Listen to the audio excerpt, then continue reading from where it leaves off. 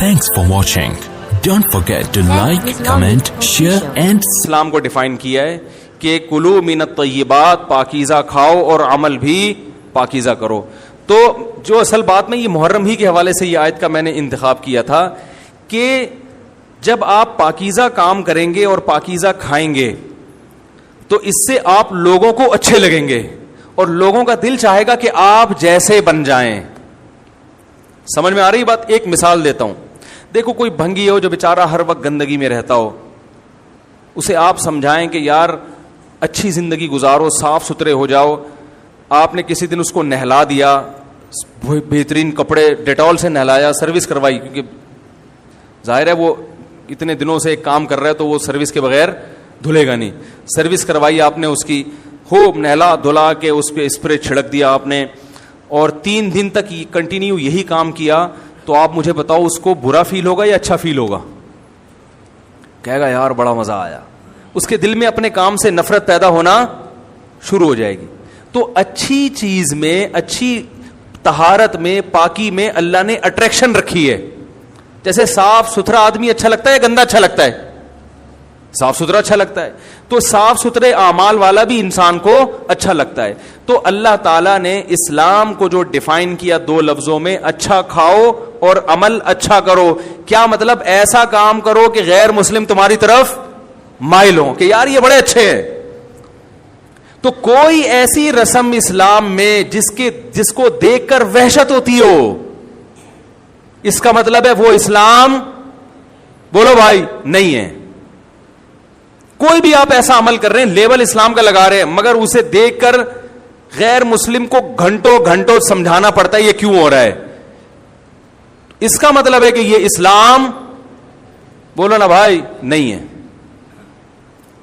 تو آپ مجھے بتاؤ محرم میں جو کچھ ہو رہا ہے, کیا یہ غیر مسلم کو اسلام کی طرف مائل کرے گا؟ یہ عمل ہے بھائی.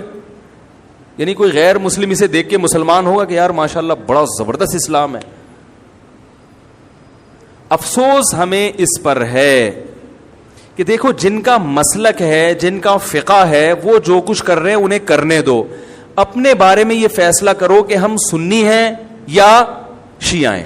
فرقے شروع سے چلے آ رہے ہیں نا, شیعہ اور سنی, ختم کرنا تو ممکن نہیں ہے. تو حضرت عیسیٰ علیہ السلام جب نازل ہوں گے تو تلوار کی زور سے تمام فرقوں کو ختم کر دیں گے. تو جو کام عیسیٰ علیہ السلام کا ہے وہ خود کرنے کی کوشش نہ کرو, جو حضرت مہدی کا کام ہے وہ خود کرنے کی کوشش نہ کرو. ہم کسی فرقے کو ختم نہیں کر سکتے, لیکن ہم اپنے آپ کو ڈیفائن کر سکتے ہیں. ہم یہ بتا سکتے ہیں کہ ہماری رائے میں صحیح کیا ہے. تو میرے بھائی, نبی صلی اللہ علیہ وسلم نے فرمایا 73 فرقوں میں سے ایک جنتی ہے. تو یا تو ادھر چلے جاؤ, یا بولتے کیوں نہیں, ابھی نہیں بول رہے تو پھر عمل کیسے کرو گے, یا تو پورے ادھر چلے جاؤ یا پورے ادھر آ جاؤ. مجھے خدا کی قسم اس پر کوئی اشکال نہیں ہوتا کہ شیعہ لوگ ماتم کیوں کر رہے ہیں, شیعہ لوگ یہ سب کچھ کیوں کر رہے ہیں, وہ جو ہے وہ مرثیے کیوں پڑھ رہے ہیں. مجھے اس پر اشکال نہیں ہوتا. ان کے دلائل ہوں گے ان کے پاس, ان کے علماء ان کو بتاتے ہیں. وہ کب کہتے ہیں کہ ہم سنی ہیں, وہ کب کہتے ہیں کہ ہم صحابہ کو حجت سمجھتے ہیں. ایک چیز کا انہوں نے دعویٰ ہی نہیں کیا تو ہم ان پر وہ کیوں تھوپے ان کے سر پہ. لیکن میں آپ کی بات کر رہا ہوں, میں ان لوگوں کی بات کر رہا ہوں جو اپنے آپ کو سنی کہتے ہیں. تو بھائی پھر سنی ہو تو جو اہل سنت والجماعت کے جو 4 مکاتب فکر ہیں, حنفی, مالکی, شافعی, حنبلی, اہل سنت کے ہیں نا, ان کی کتابوں میں کہیں بھی اس طرح کی کوئی چیز, بولو بھائی, نہیں ہے. ماتم کرنا اہل سنت کے ہاں جائز نہیں ہے. نبی صلی اللہ علیہ وسلم نے میت پر چیخو پکار کرنے کو حرام قرار دیا ہے. نوحہ کو جو میت پہ رونا پیٹنا ہوتا ہے, گریبان چاک کرنا, اس عمل پر آپ صلی اللہ علیہ وسلم نے لعنت فرمائی ہے. صحیح بخاری صحیح مسلم کی حدیثیں ہیں. حضرت جعفر طیار رضی اللہ تعالی عنہ نبی کے سگے چچا زاد بھائی میدان جنگ میں شہید ہوئے. 4 بیویاں بیوہ ہوئی ہیں, چھوٹے چھوٹے بچے یتیم ہو گئے. آپ نے ان کی بیویوں کو زور سے رونے کی اجازت نہیں دی. اتنا غضبناک ہوئے, جب وہ باز نہیں آئے آپ نے فرمایا ان کے منہ پہ خاک پھینک دو. حالانکہ بیوہ ہوئی ہیں, قابل ترس ہیں, لیکن چیخ کے رونے کی اجازت, حالانکہ وہ تو اہل بیت میں سے تھے, حضرت جعفر طیار ظلمن شہید ہوئے تھے. ہماری نظر میں حضرت حسین رضی اللہ تعالی عنہ کا قتل کربلا میں یہ تاریخ کا بدترین ظلم, اس لیے بدترین ظلم کہ آپ غیر مسلموں کے ہاتھوں شہید نہیں ہوئے, بلکہ ان لوگوں کے ہاتھوں شہید ہوئے جو اپنے آپ کو مسلمان کہتے تھے, اور مسلمانوں کی قیادت اس وقت ان کے ہاتھ میں تھی, حکومت ان کے ہاتھ میں تھی.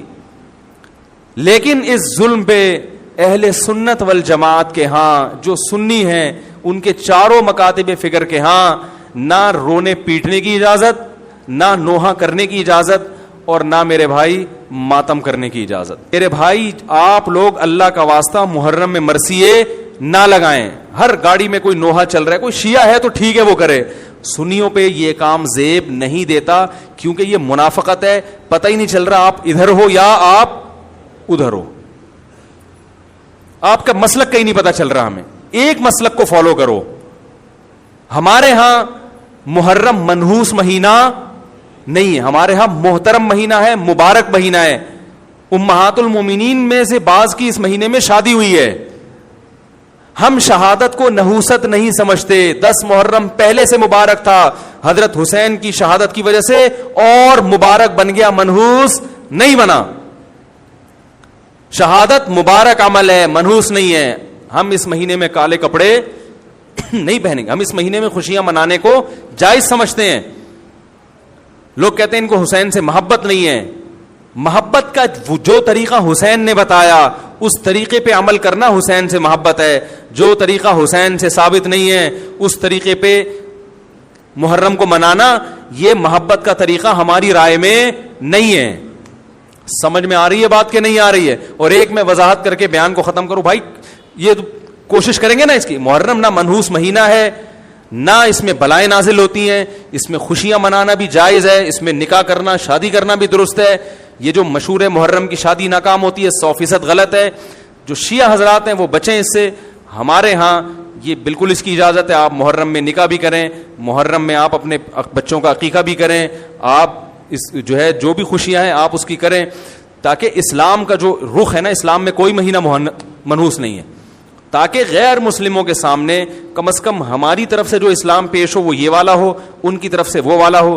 غیر مسلم کے پاس آپشن ہو کہ بھائی دیکھ لو ان میں جو اچھا لگتا ہے وہ والا اسلام آپ فالو کر لو, لیکن آپ بھی ویسے ہی بن گئے تو پھر اسلام کا ایک رخ جائے گا ان کے سامنے. سمجھنے کی نہیں سمجھ رہے؟ تو اس لیے یہ گھروں میں مرثیے نہ لگایا کریں. میتوں پہ نوحہ کرنا, غم منانا ہماری شریعت میں پسندیدہ. 3 دن تک تعزیت ہے بس, اس کے بعد نہیں. اور عورت کے لیے شوہر کے مرنے پر 4 مہینے 10 دن عدت ہے. Thanks for watching. Don't forget to like, comment, share and subscribe to Mufti Tariq Masood, famous scholar.